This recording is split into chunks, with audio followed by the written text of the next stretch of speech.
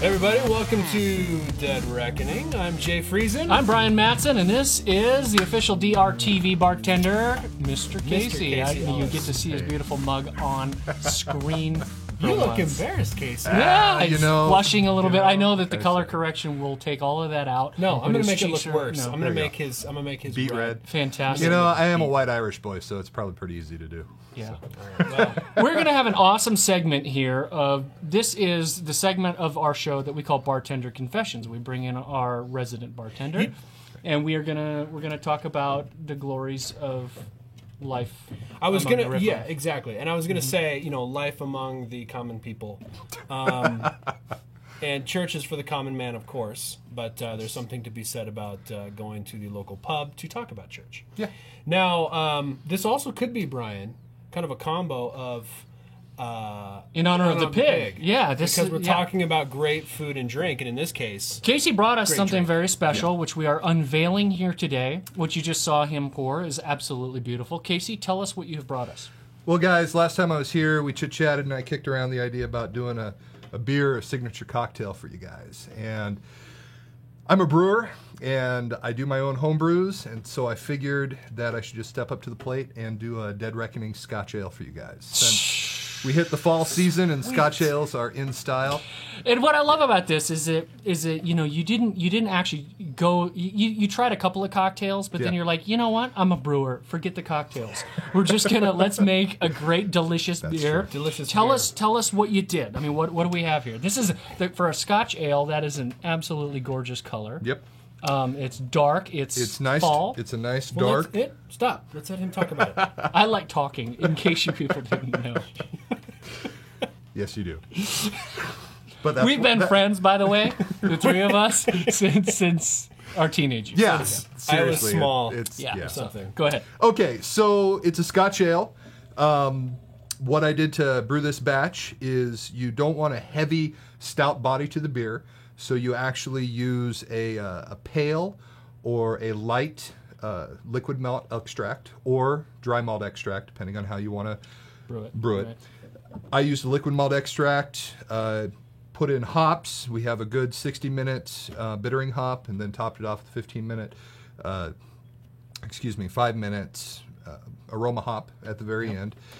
Brewed it with some brown sugar to give it some nice sweetness on the back end. That's a secret ingredient. There you go. Brown as sugar. well as some corn sugar. I like adding brown sugar to my sweet potatoes. I like adding brown sugar to everything. And then, last but not least, kegged it, and it's been fermenting for the last 45 days. Yeah. 45 Now, days or so. no.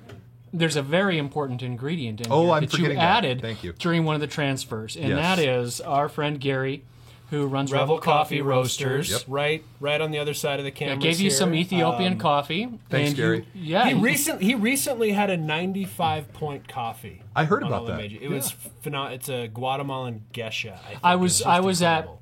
at one of the local coffee shops, and I overheard somebody once say recently, "This coffee shop is so good. Their coffee is so good." And I thought, it has nothing to do with the coffee shop, babe. It has everything to do with Gary. So yeah, So fantastic. Gary- So we have some coffee. So in Gary here. did bring me some coffee, Yeah. and I added that. I actually added that after the brewing process. So guys that do their own breweries, they dry hop stuff mostly with IPAs. I basically dry hopped using coffee. I added it to the second fermentation and sounds just delicious. put it right in. Sounds So- delicious. All right, Anyway. So I'm not a nerd. I Yeah. could care less about home brewing, which most people, because I love beer Yeah. and I love like whiskeys and all. Most people are like, "You don't brew your own beer?" They're terribly shocked. I'm like, "No, I will drink your home brew beer.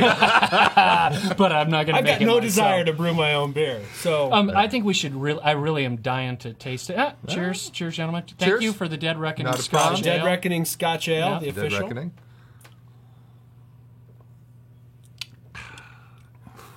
That is so delicious. I had some right when you. I had a little taste right Yeah. when you showed up, and it was quite a bit colder. And like I've noticed with a few beers, especially some darker ones, they Yeah. tend to taste better the closer they get to room temperature. You don't want to get too warm, but No. it it kind of like Yeah, the like a flavors wine, kinda like a come wine. together, It kind right. of opens it up a little bit and just kind of gives it a different In the technical sense, that's referred to cellar temperature. Cellar temperature. Breweries back in the good old England didn't Uh-huh. have refrigeration back in the day, so they kept their kegs down in the cellar, and that's why you And their might cellar have warmer temperature, beer in other countries. Well, We are what- offending Yeah. all of our fundamentalist viewers. and I've got a great segue for this. Yes. Excellent. Okay. What is your alcohol? What is the alcohol content of this particular beer? this beer came in right around 8%. Right around 8%. Now, obviously, we're not going to drink it really fast because that. At least we're not going to do that on camera. So what are we going to do? So we had Brian and I were talking about this, and we all of us grew up, particularly Casey. We grew up in fundy homes, and we use the word fundy as sort of slang, street slang, slightly derogatory. Street No, slang. we're not being derogatory. at all. But fundamentalist. I grew up Baptist, and Brian, I don't know. I grew up a you- Presbyterian. He grew up Presbyterian. Yeah. Well, he corrupted in my both of us. household, in my household, Yeah, I in corrected my you both. household, in my Other way culture, around. not my household, in my culture, the joke was, Yeah. you don't have sex because it leads to holding hands. Wow. If it, and That's a they good took one. I the like same, that. they took the same approach to alcohol, and yet we see a larger circle of the community, of the Christian community that's embracing alcohol. Now, before I let Brian loose on this, and even Casey loose Yeah. on this, Martin Luther had a quote. Yeah. I want to He hear said, "Men can abuse women and alcohol. So then, should we abolish all women?" Interesting. That's a fun. You quote. gotta love Martin Luther. By the way, his wife Katie was herself a home brewer, so She you was. are following a very, very fine tradition. It is an interesting question because alcohol and Christians is particularly in America. This is with our history of prohibition. It's a very convoluted thing. People have is. very strong opinions about it. We tend to obviously in this group.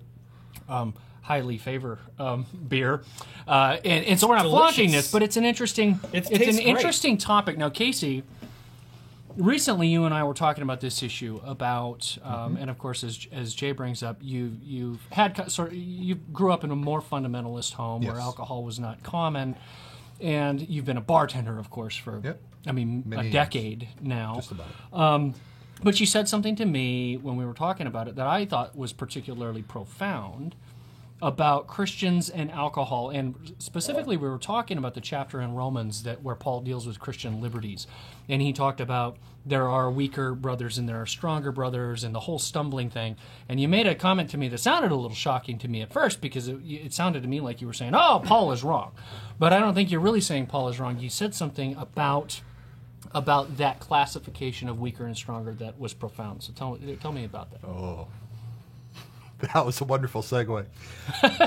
I'm glad. That's what I'm here for. I That's why I guess- host this show. What I go for, first of all, beer is a wonderful thing. A lot of vices that we consider vices or classified as vices are wonderful things. And why are they wonderful things? Fundamentally, they're wonderful things because at the heart of it, God created them. God created alcohol. God created sex. God created beer. God created Money. all of the money. Yeah. God created all of these things. Unfortunately, sin is in the world, and consequently, all this stuff gets skewed, and it just, turns into a train wreck. Right. And so, with that in mind, what I was going for when we were chatting with is the stronger brother, weaker brother paradox, if you will, Right. to me is more about giving people the opportunity, if they feel led by the Spirit, the freedom within their Christianity to enjoy things that God has created. However, the stronger, quote unquote, stronger brother that might imbibe in alcohol, by no means should be using that as a sledgehammer to Right. say, hey, everybody should be on my level. Because you know what? Not everybody should be on Yeah, your level. and I think what struck me when we were talking is you just made the point. If there are people out there who say, "Hey, I want to be stronger, Yes. therefore I should drink beer," Yep. you're already lost. Yeah. It's the wrong reason. And to drink that it, right? is, as a bartender, that's something I look for, especially in my clientele, And I've cut people off before that are there on a mission. Right. And I'm not there to get people Right. smashed out of You the know door. what kind of strikes... And so, I'm sorry, Jared, I didn't mean to interrupt. I interrupted you. This whole show's about interruption. Go ahead. What I was going for with what Brian was saying is just, I don't ever want to find a weaker brother in that sense. It's a terrible classification because I don't think they're weak. They're just new in their Christianity and they're not They're where comfortable. God has put them. Exactly. Right, yeah. And I don't ever want them to feel the necessity to take on things within their faith that through sanctification they're not ready to partake in. Yeah. And that's That's whatever it very is. wise. I mean, it's a mature way. I completely agree. Yeah. There's a whole element. There's two elements for me that come into play as I'm listening to you talk. The Yeah. first one is you're always looking out for the other person's interests. You're always looking out for what's going to benefit them, which is a core of Christianity. I mean, Christ died for us. Exactly. We turn around and extend that same. And if it means I'm not going to have a drink or.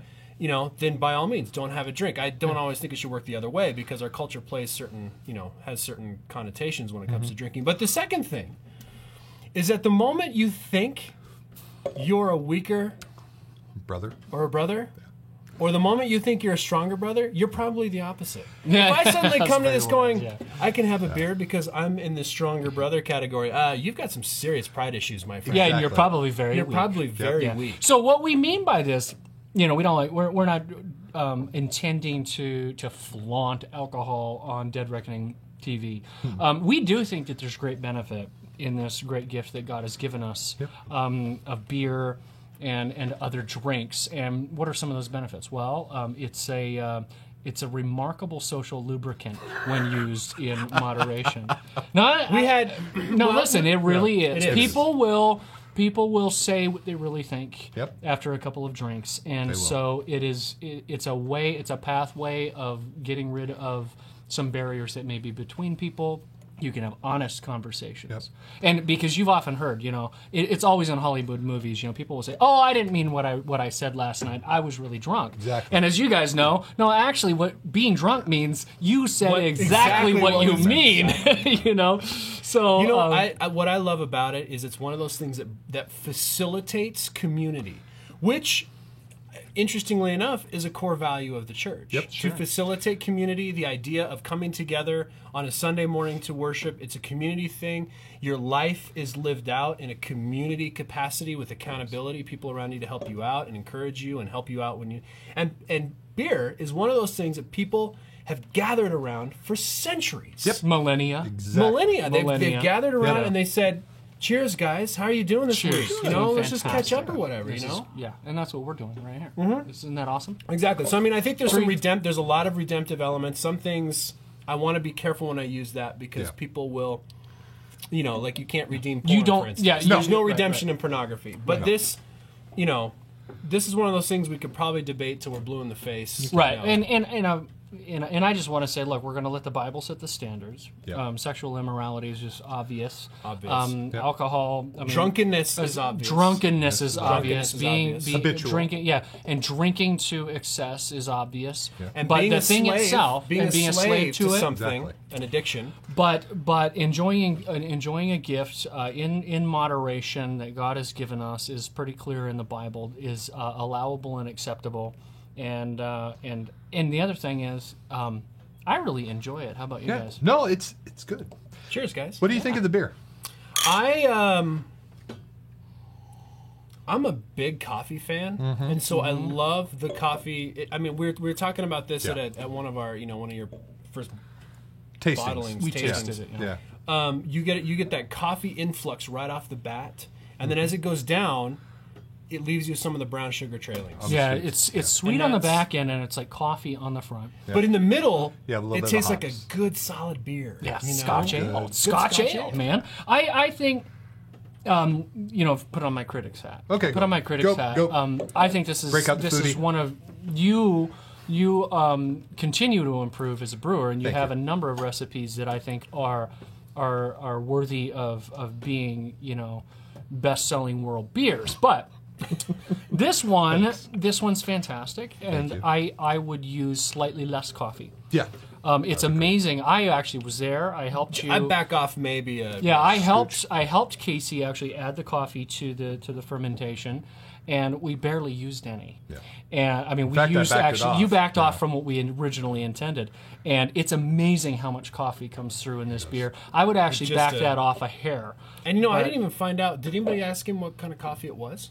It was an Ethiopian Yeah. Harar Yeah, or something Ethiopian. like that. So some fruity Fantastic. blueberry notes Yep. in there. Exactly. It'd be interesting, and I don't want to change the profile too Yeah. much, but right around the mid-range, as it's just sitting in your mouth, I would actually, and maybe backing off the coffee will We'll do it. take care of this. Yeah.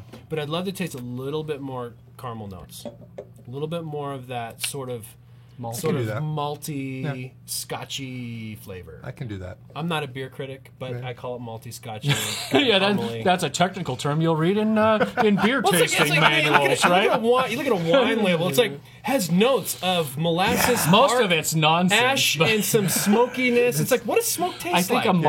I think a marketing department comes up with all the labels, right? They do. Really? They do. I mean, you're not tasting chestnut in that Cabernet, okay? You're just not. But anyway, So- yeah. The I'd be interested. Maybe this is a test. I'd be interested to see what this tastes like bottle conditioned. Oh, You know, that's bottling interesting. conditioning. I don't know. Yeah, I can do bottles. I haven't done bottles You can so just long. no. I'm talking the 7. You're talking the big bad boy. Yeah. Here's The a All full. Souls Yeah, Ale. the All Souls Ale. The Oh, yeah. 750 All Souls Oh Ale. yeah, There. you can cork that. Yeah, you know what? We'll hawk that while we're at it. There you go. There's Big Sky Brewing, The, All Souls Ale. There you go. That's a They specialty release one brew, every year. I've got Yep. a short documentary coming out about All Souls Ale, which is Cool. why It's we're Christmas. hawking it here. Yeah. But it'd be interesting to see what I know farmhouse ales saisons typically do well with a bottle condition, Right. but it would be interesting to taste a Scotch ale or my favorite, Yeah. cask conditioned. Cask condition. Sit. We need sit to buy in a you nice a cask. bourbon cask. I know everybody's doing it, but man, it's Put good. in a lot of pressure. They are. on the guy. They are. It's good. You pull out all those whiskey notes inside of there. Yeah. Now we're good. talking, gentlemen. Oh, you guys. That's are a gonna give me great- more projects. That's a great end. I love it. to That this is a great segment. end. It is. Guys, here's to Scotch ale. Scotch ale and The a Dead Reckoning. Dead Scotch Reckoning ale. Dead Reckoning Scotch ale and a lifelong friendship. True that. Cheers, guys. Cheers. I'm Brian Matson, I'm Jay Friesen. and And I'm Casey Ellis. And this somebody who This gets is it Dead right. Reckoning. Dead Reckoning.